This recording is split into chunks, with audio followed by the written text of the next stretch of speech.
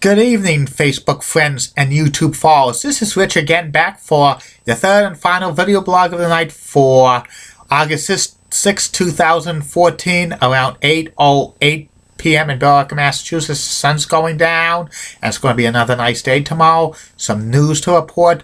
Tomorrow, the New England Patriots start their preseason schedule against the Washington Redskins. You're not going to see the starters play all the game. In fact, you might only see him play in maybe a series or two of players. That's it. The preseason games is when the fringe players showcase their talent to see if they're going to make the team or not. I really don't like these preseason games. They're meaningless, and plus you don't get to see the stars play on there. Sometimes the stars players don't even play on the preseason. A few years ago, Brady didn't play a single snap during the preseason. I think that was the year he got hurt. And that's about it. My third and final subject of the night is about the classic game show Gambit and its /Catch-21. Gambit was a game show based on the popular card game that you play at Las Vegas and Atlantic City at any other casinos, blackjack.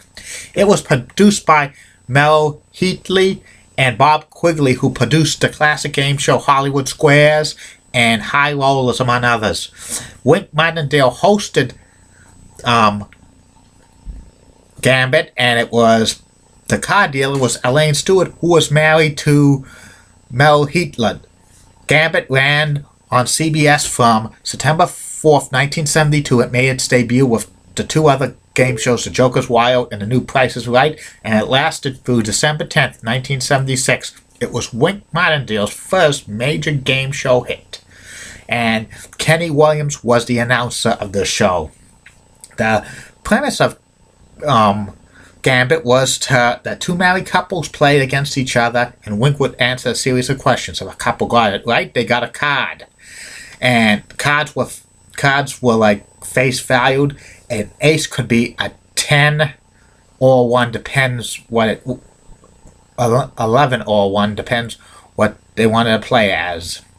And the couples would answer questions, and they would get a card. The object of the game was to get to 21 without going over.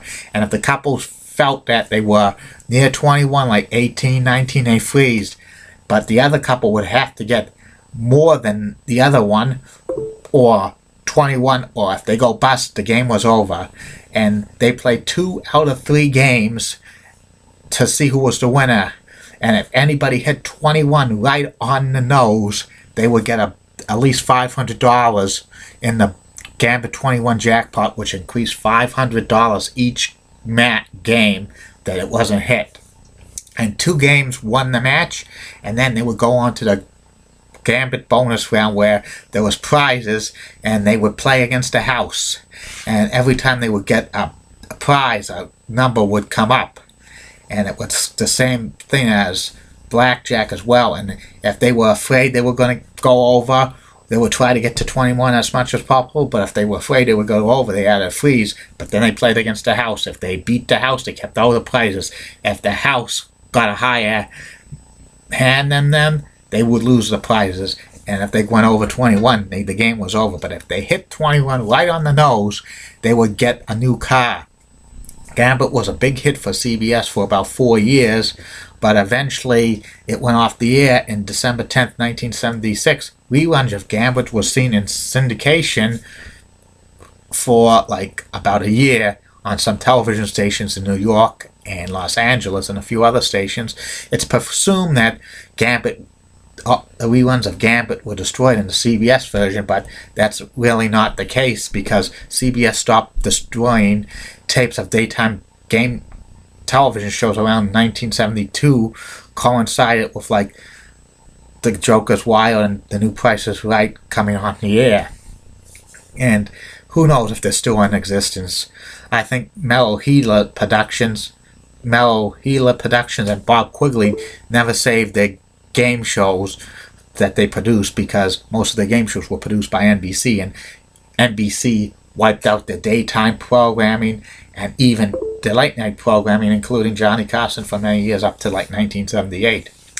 Gambit was revived in 1980, called Las Vegas Gambit, and it ran from October 27th, 1980 through November 27th to 1981, hosted by Wink Martindale again, but it was produced at Las Vegas, and it was played the same as the CBS version, but the bonus round was a twist. It was a Gambit Galaxy, and the bonus round was a dice game similar to the bonus game on the classic television game show High Rollers, that they would roll the numbers between 1 and 9, and if they won, hit all the numbers, knocked off all the numbers, they would win the grand prize, cash prize.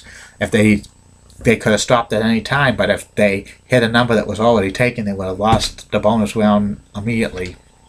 It only lasted about 14 months, and then Gambit got canceled, and it was not revived ever again. It was a pilot in 1990, hosted by Bob Eubanks for possible for syndication, but it was just two contestants facing off against each other. Similar format to the CBS and NBC version, but it was a different one, and it didn't sell. 2008, Gambit was reformatted as Catch-21 on GSN, hosted by Alfonso Riverson, and he's an actor who stars in Silver Spoons and Fresh Prince of Bel-Air, among others. The card dealer was Mickey Padilla, and this was reformatted as 3 contestants playing against one another. Same format, general knowledge questions, and every time they got an answer right, they would get points and a card, and the goal was to get to 21 before busting. They could freeze at any time, the contestants, and they would be protected. But if the contestants went over, they would be out of the round, and whoever won the